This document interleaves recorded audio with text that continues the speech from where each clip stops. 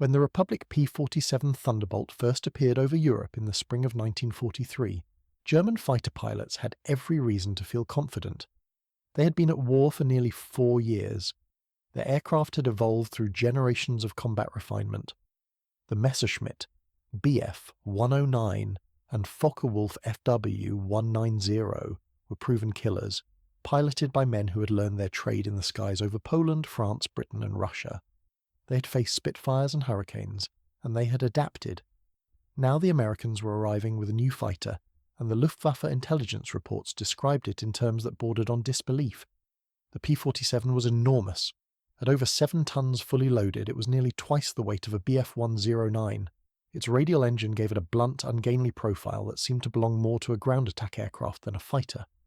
Early intelligence photographs showed a machine that looked cumbersome, heavy, built for endurance rather than agility. German pilots, accustomed to the nimble characteristics of their own fighters, looked at the Thunderbolt and saw a target. Some called it the flying milk jug. Others used less charitable terms. The consensus among experienced Jagdflieger was clear. This American fighter would be easy prey in a turning fight. They were not entirely wrong, but they had failed to understand what the P-47 actually was, and more importantly, what it would become. The story of the Thunderbolt begins not with grand strategic vision, but with a series of hard-won lessons and engineering compromises. In 1940, the Republic Aviation Corporation was a relatively small aircraft manufacturer based in Farmingdale, New York. Its chief designer was Alexander Kartveli, a Georgian émigré who had come to America by way of France. Kartveli was a pragmatist. He understood that modern air combat was evolving faster than peacetime theories could predict, and he watched the reports from Europe with intense focus. Republic had been working on a lightweight fighter design designated the P-43 Lancer, but Kartveli recognized its limitations. The air war over Britain had demonstrated several uncomfortable truths. Altitude mattered, speed mattered, firepower mattered, survival mattered. The P-43 was inadequate on most of these measures. What was needed was not a refined aerobatic performer, but a fighter that could operate at high altitude, absorb punishment, deliver devastating firepower, and bring its pilot home. Kartveli began with the most powerful engine available, the Pratt & Whitney R2800 Double Wasp, an 18-cylinder radial capable of producing 2,000 horsepower. This was not a delicate inline engine like the Rolls-Royce Merlin. The R2800 was a massive air-cooled power plant that had already proven itself reliable in Navy and Marine Corps aircraft. It was heavy, but it was robust. More importantly, when coupled with a turbocharger, it could maintain power output at altitudes where other fighters began to suffocate. The turbocharger was the key. European fighters used mechanically driven superchargers, which were effective but consumed engine power at all altitudes. The turbocharger recovered exhaust energy to compress incoming air, maintaining manifold pressure without parasitic drag on the crankshaft. This gave the P-47 a crucial advantage above 25,000 feet, where the air was thin and every pound of thrust mattered.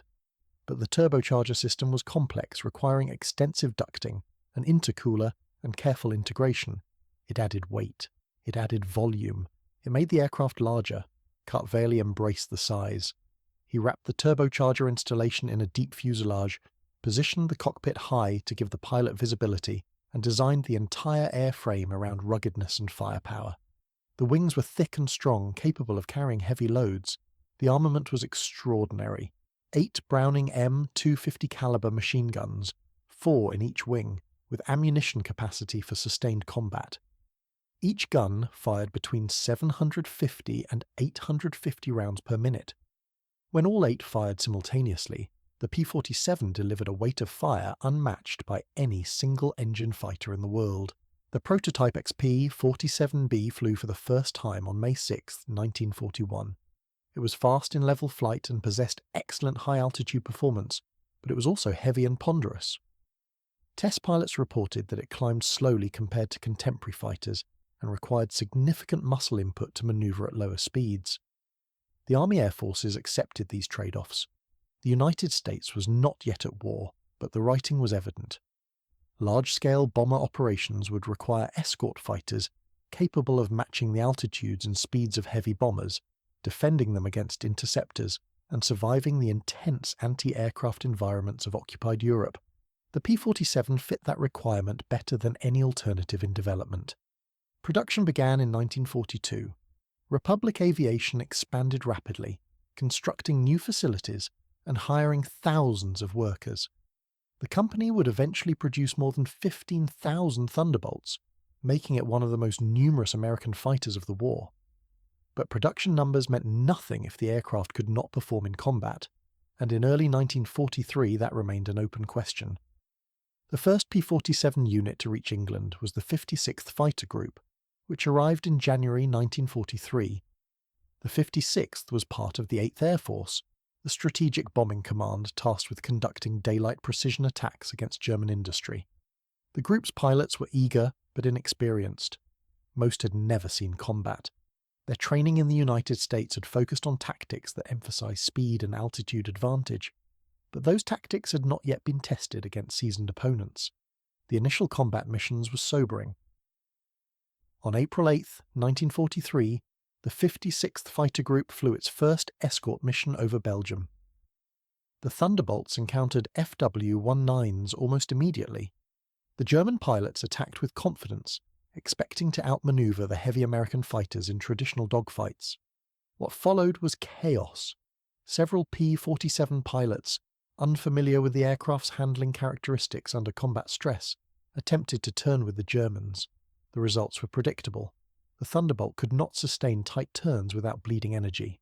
German pilots recognized this and exploited it ruthlessly, but the P-47 also demonstrated qualities that surprised both sides. When attacked, American pilots instinctively dove. The Thunderbolt's weight, which made it sluggish in climbs and turns, became an asset in vertical maneuvers. The aircraft accelerated in a dive faster than nearly any fighter in existence. German pilots who pursued found themselves unable to close the distance. The P-47 would dive away, extend out of range, then zoom back to altitude using its superior energy retention. It was not elegant, but it worked. Equally surprising was the Thunderbolt's resilience. The R2800 engine proved nearly indestructible under combat conditions. Unlike liquid-cooled engines, which could be disabled by a single punctured coolant line, the radial engine had no vulnerable cooling system. Cylinders could be shot away, and the engine would continue running. The airframe itself was massively built. Control cables were redundant. Structural components had safety margins that exceeded most contemporary fighters. Pilots returned from missions with damage that would have destroyed lighter aircraft. Fuselages riddled with cannon holes, wings perforated by machine gun fire, engines still running despite catastrophic hits. The Germans began to notice. Lieutenant Colonel Hubert Zemke, commanding officer of the 56th Fighter Group, recognized that the P-47 required different tactics. Traditional fighter doctrine emphasized maneuverability, but the Thunderbolt was not maneuverable in the classic sense. Zemke and his pilots began developing techniques that exploited the aircraft's strengths: altitude, speed, dive performance, and firepower. They learned to maintain energy advantage, to avoid sustained turning engagements, and to use the vertical plane aggressively. They called it boom and zoom tactics, though that term oversimplified a complex set of energy management principles. The key insight was that altitude equaled potential energy, and potential energy equaled tactical flexibility. A P-47 at 30,000 feet could convert that altitude into speed, diving on enemy formations, attacking quickly, and climbing back to altitude before the Germans could respond effectively. This required discipline. Pilots had to resist the temptation to follow damaged aircraft down to lower altitudes, where German fighters could exploit the Thunderbolt's poor low-speed handling. But when executed correctly, the tactic was devastatingly effective. By summer 1943, the P-47 was proving its value. The 8th Air Force was ramping up its bomber offensive, and losses were mounting. German fighters were exacting a terrible toll on unescorted B-17 and B-24 formations. The Thunderbolt's range was limited by its fuel capacity. Early models could escort bombers only as far as the German border, but within that radius, it provided critical protection. More fighter groups arrived in England equipped with P-47s. The 4th, the 78th, the 352nd, the 353rd, the 355th, the 356th, and the 359th. Each group brought more Thunderbolts into the sky over Europe. German intelligence began revising its assessments. Reports from returning Luftwaffe pilots no longer dismissed the P-47 as clumsy and vulnerable. Instead, the reports noted its firepower, its durability, and its speed at altitude. The aircraft was still not considered a superior dogfighter, but it was no longer regarded as easy prey. German pilots learned to approach P-47 formations cautiously, looking for isolated stragglers or pilots who made tactical errors. Head-on attacks became less common, as the combined firepower of 8 50-caliber guns made frontal passes suicidally dangerous. The evolution of American tactics accelerated as experienced pilots shared lessons learned. Major Francis Gabreski, flying with the 56th Fighter Group, became one of the most successful P-47 pilots in the European theatre. Gabreski had trained with Polish pilots in England before America entered the war, and he understood the importance of situational awareness and energy management. He taught newer pilots to keep their speed up, to check their tails constantly, and to never assume an engagement was over until they were safely back at altitude or heading home. Gabreski would eventually be credited with 28 aerial victories, most achieved in the P-47. Another ace, Robert Johnson, also of the 56th Fighter Group, provided perhaps the most dramatic testament to the Thunderbolt's durability. On June 26, 1943, Johnson was escorting bombers near the French coast when his P-47 was attacked by an Focke-Wulf 190, flown by Oberleutnant Egon Meyer, one of Germany's leading aces. Meyer's cannon fire tore into Johnson's aircraft, destroying the canopy, wrecking the cockpit instrumentation, and puncturing the fuselage in dozens of places. Johnson was wounded and unable to bail out because his canopy was jammed. He expected to die. But the Thunderbolt kept flying. Johnson nursed the crippled fighter across the English Channel and landed at the first available airfield. When ground crews examined the aircraft, they counted over 200 holes. The incident became legendary, reinforcing the Thunderbolt's reputation as a survivor. While the P-47 was proving itself in air-to-air combat, American tacticians were also exploring its potential as a ground attack platform.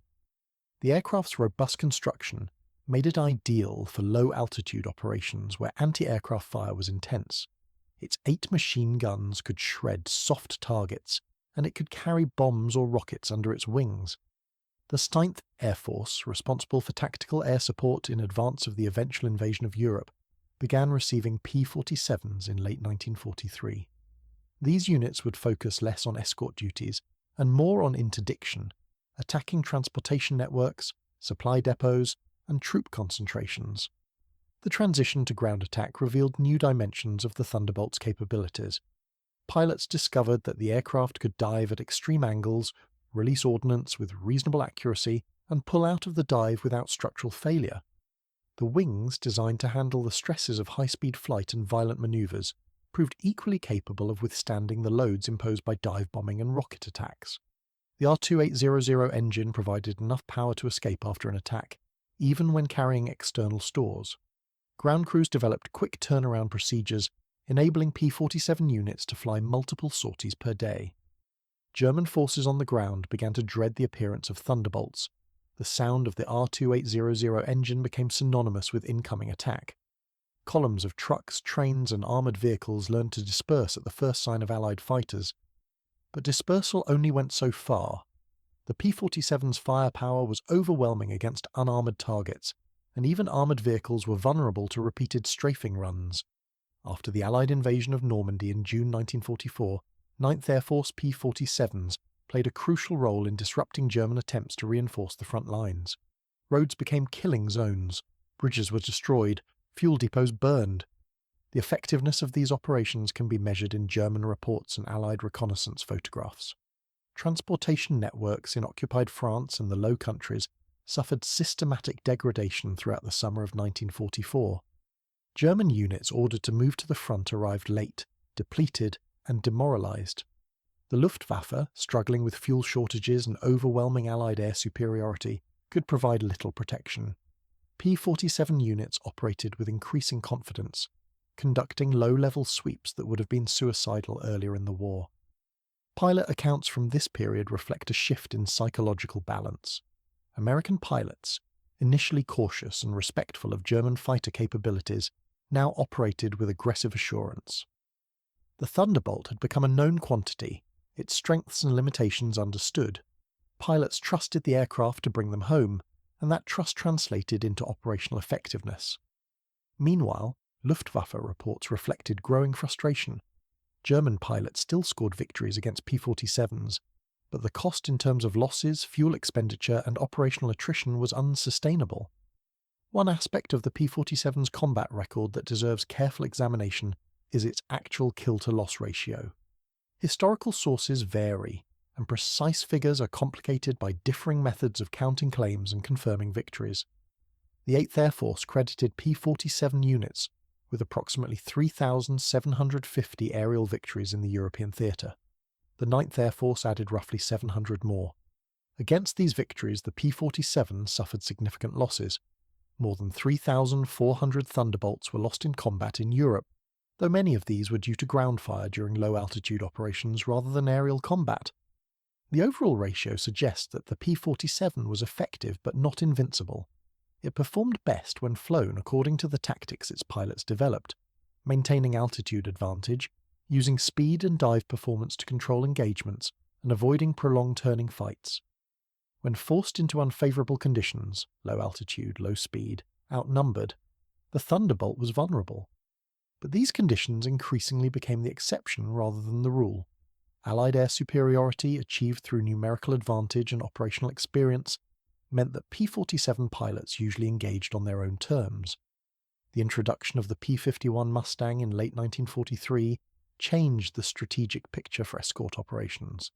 The Mustang, powered by the Rolls-Royce Merlin engine and equipped with drop tanks, possessed significantly greater range than the early P-47 models. It could escort bombers all the way to Berlin and beyond, covering the deepest penetrations into German airspace. The 8th Air Force began transitioning some of its fighter groups to the P-51, recognizing that long-range escort was becoming the critical mission. This transition has sometimes been portrayed as a replacement of an inferior aircraft with a superior one, but the reality was more nuanced. The P-51 was indeed better suited for long-range escort, but the P-47 retained significant advantages in other roles. Its ruggedness made it superior for ground attack. Its heavier armament delivered more destructive firepower per pass. Its radial engine was more reliable and easier to maintain in field conditions. Many experienced pilots preferred the Thunderbolt for its survivability, even if they acknowledged the Mustang's greater elegance and range. The result was a division of labour. P-51 units focused on bomber escort and air superiority missions deep in German territory. P-47 units concentrated on tactical support, interdiction, and close air support. Both aircraft were essential.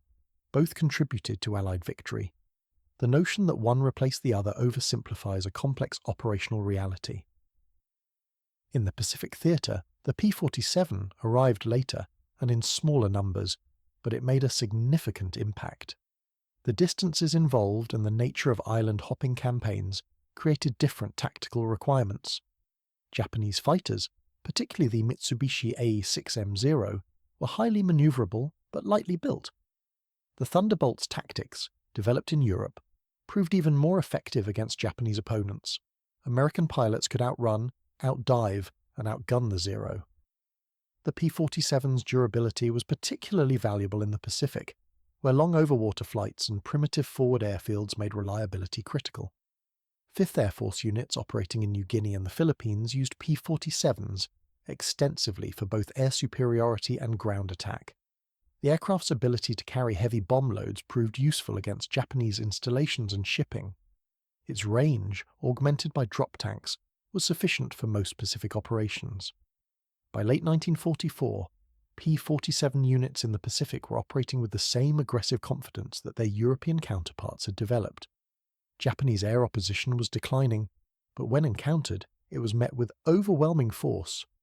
The technical evolution of the P-47 continued throughout the war. Republic introduced the P-47D model with a bubble canopy, replacing the earlier Razorback design and providing greatly improved visibility. Engine power increased through successive modifications. Late production P-47Ds generated over 2,500 horsepower with water injection, giving the aircraft exceptional performance at all altitudes. External fuel capacity expanded, extending range and endurance. By 1945, the P-47 was a far more capable aircraft than the early models that had arrived in England 2 years earlier. The final variant, the P-47N, was designed specifically for Pacific operations. It featured extended-span wings with increased fuel capacity, strengthened landing gear, and further engine refinements. The P-47N had a combat radius of over 1,000 miles, making it suitable for escorting B-29 superfortresses on long-range strikes against Japan. More than 1,800 P-47s were built, though most arrived too late to see significant combat before Japan's surrender. When the war ended in 1945, the P-47 Thunderbolt had compiled a remarkable record. Total production exceeded 15,600 aircraft, more than any other American fighter except the P-51 Mustang. P-47 pilots were credited with over 4,600 aerial victories across all theatres. The aircraft had dropped more than 132,000 tons of bombs and fired more than 135 million rounds of ammunition. These numbers reflect not just quantity, but sustained operational effectiveness across diverse combat environments. More telling than statistics are the assessments of those who flew the aircraft and those who faced it. American pilots consistently praised the Thunderbolt's strength and reliability. The aircraft forgave mistakes, absorbed damage, and brought pilots home. It required respect. Its weight and size demanded proper technique, but it rewarded competence with survivability. Many pilots who flew both the P-47 and P-51 expressed personal preferences for the Thunderbolt, particularly for ground attack missions where its toughness was paramount. German accounts provide the adversary's perspective. After initial dismissiveness, Luftwaffe pilots learned to treat the P-47 as a serious threat. Post-war interviews with German aces reveal a complex view. They acknowledged that the Thunderbolt was not the most agile opponent they faced, but they also recognized its lethality when properly employed. The combination of speed, firepower, and durability made it a formidable adversary. More importantly, the sheer number of P-47s, combined with Allied numerical superiority and operational advantages, meant that German pilots rarely engaged on equal terms. The Thunderbolt's reputation evolved alongside its tactical employment. Early skepticism, both from German opponents and some American pilots, gave way to respect and then to dominance. This evolution reflected both the aircraft's inherent qualities and the learning process of the organizations that employed it. The United States Army Air Forces developed tactics, training programs, and maintenance procedures that maximized the P-47's strengths. Pilots learned through experience, sharing lessons and refining techniques. The result was a weapon system that became steadily more effective as the war progressed. One of the more interesting aspects of the Thunderbolt's legacy is its influence on post-war fighter design. The aircraft demonstrated that survivability and firepower could be as important as maneuverability in modern air combat. The notion that fighters had to be small and light was challenged by the P-47's success. When jet-powered fighters emerged after the war, many incorporated lessons learned from the Thunderbolt: robust construction, powerful engines, heavy armament, and focus on energy tactics rather than pure turning performance. Republic Aviation attempted to build on the Thunderbolt's success with subsequent designs, including the F-84 Thunderjet and the F-105 Thunderchief. These aircraft carried forward the philosophy of ruggedness and heavy payload capacity. The F-84 served extensively in Korea, providing close air support much as the P-47 had done in Europe. The F-105 became the primary strike aircraft in the early years of the Vietnam War. Both aircraft faced criticism for being large and heavy compared to more nimble designs, echoing the initial reception of the P-47. Both also proved their worth in combat, validating Republic's design philosophy. The P-47 itself continued to serve after World War II. Many air forces around the world acquired surplus Thunderbolts. The aircraft saw combat in various regional conflicts during the late 1940s and early 1950s. Some nations operated P-47s well into the 1950s, gradually retiring them as jet fighters became available. The Thunderbolt's simplicity and reliability made it attractive to air forces with limited maintenance infrastructure. its ground attack capabilities remained relevant long after its air-to-air role had been superseded by faster aircraft. Today, the P-47 Thunderbolt occupies a secure place in aviation history. It is remembered not as the most glamorous fighter of World War II, but as one of the most effective. The aircraft's journey from skepticism to dominance mirrors the broader American experience in the war: initial setbacks, rapid learning, industrial might, and ultimate success. The Thunderbolt was not a product of inspired genius producing an immediately perfect design. It was instead an example of pragmatic engineering solving real problems, followed by operational refinement based on combat experience. The story of how German pilots moved from mockery to respect illustrates a fundamental truth about military technology. Reputation is earned in combat, not on paper. The P-47 looked ungainly. It seemed to violate established principles of fighter design. But it worked. It performed the missions assigned to it. It protected bombers, attacked ground targets, and survived in conditions that destroyed more delicate aircraft. The pilots who flew it learned to exploit its strengths and compensate for its weaknesses. The result was an aircraft that became legendary not for elegance, but for effectiveness. Alexander Kurt-Weyl, the designer who conceived the Thunderbolt, lived to see his creation vindicate his engineering choices. He had designed an aircraft around specific requirements: altitude performance, durability, firepower, and pilot protection.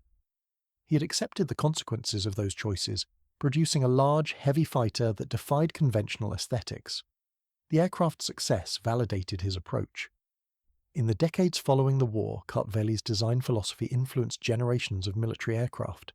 The principle that mission requirements should drive design, rather than adherence to preconceived notions of what a fighter should look like, became standard practice. The men who maintained the Thunderbolts, the ground crews who worked in rain and cold to keep the aircraft flying, deserve recognition alongside the pilots. The P-47's reliability did not happen by accident. It resulted from robust design combined with skilled maintenance. Ground crews developed expertise in the R2800 engine, learning its quirks and capabilities. They patched battle damage, replaced components, and performed inspections under difficult field conditions. Their work enabled the high sortie rates that characterize P-47 operations, particularly during the intensive ground attack campaigns of 1944 and 1945. The psychological impact of the Thunderbolt on both sides should not be underestimated. For Allied pilots, the aircraft represented security. They knew it would bring them home. That confidence translated into aggressive tactics and sustained operational tempo. For German forces, particularly ground troops, the P-47 became a symbol of Allied air dominance. The sight or sound of Thunderbolts meant incoming attack, and there was little that could be done about it. This psychological dimension, while difficult to quantify, contributed significantly to the aircraft's overall effectiveness. In examining the Thunderbolt's combat record, it is important to avoid the trap of oversimplification. The aircraft was neither perfect nor universally superior. It had clear limitations. Its low-altitude performance was mediocre. Its rate of climb was inferior to many opponents. Its size made it a conspicuous target.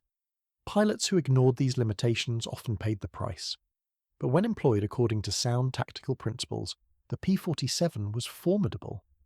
The key was that Allied air forces learned how to employ it effectively, while the Luftwaffe increasingly lacked the resources to exploit its vulnerabilities. The narrative of the P-47 Thunderbolt is ultimately a story about adaptation and effectiveness. It is about engineers solving problems, pilots learning tactics, and industrial capability producing weapons in decisive quantities. It is about the difference between theoretical performance and combat results. The German pilots who initially laughed at the Thunderbolt were not fools. They were making reasonable assessments based on established fighter doctrine. But doctrine evolves, and the P-47 forced that evolution. By the time the war ended, no one was laughing at the Thunderbolt. The aircraft had earned its reputation through thousands of combat missions and countless engagements. It had protected bombers, destroyed enemy aircraft, devastated ground targets, and brought its pilots home through some of the most intense combat of the war. The transition from mockery to respect was complete. The P-47 had not just proven itself, it had helped redefine what a successful fighter aircraft could be. The legacy endures in the handful of airworthy Thunderbolts that remain, maintained by dedicated enthusiasts and flown at air shows around the world. When one of these restored aircraft thunders overhead, powered by the same R2800 engine that carried it through combat 7 decades ago, it provides a tangible connection to that history. The sound alone, deep, powerful, unmistakable, evokes the era when the Thunderbolt owned the sky. But the true legacy lives in the historical record, in the mission reports, the pilot accounts, the maintenance logs, and the strategic assessments. These documents tell the story of an aircraft that succeeded not through elegance or innovation alone, but through the combination of sound engineering, tactical evolution, and the courage of the men who flew it into combat. The P-47 Thunderbolt proved that in war, what matters most is not how an aircraft looks or what conventional wisdom says it should be. What matters is whether it can perform its mission and bring its pilot home. That is the story of how a fighter dismissed as a flying milk jug became one of the most respected combat aircraft of World War II. It is a story grounded entirely in the historical record, requiring no embellishment or speculation. The facts speak for themselves. German pilots laughed at the P-47 Thunderbolt, then they faced it in combat, then they stopped laughing.